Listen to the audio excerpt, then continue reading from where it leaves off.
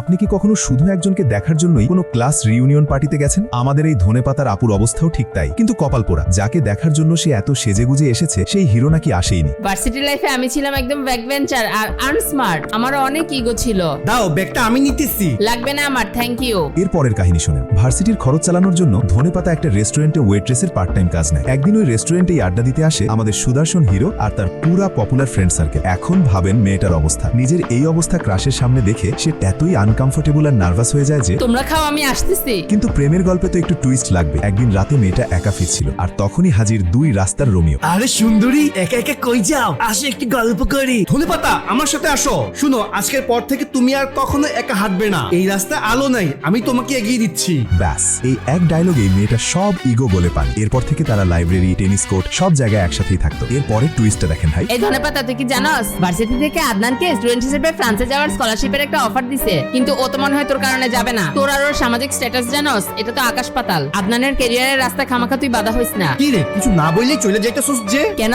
আমি কি তোমাকে ছাড়া চলতে পারবো না নাকি? আমি ঠিকই নতুন বন্ধু বানিয়ে ফেলবো, তুমি তোমার মতো যাও। এবার আবার বর্তমানে ফেরা যাক। আরে ও তো ফ্রান্সে চলে গেছে, ও কি আর আসবে নাকি? ও হয়তো আর আসবে না। ক্রাশ আসেনি দেখে ধনেপাতা তো মন খারাপ করে চলে যাচ্ছিল, কিন্তু ঠিক তখনই সিনেমার মতো হিরোর গ্র্যান্ড এন্ট্রি। কি ব্যাপার, তুমি না বলছিলা আর কখনো একা থাকবে না?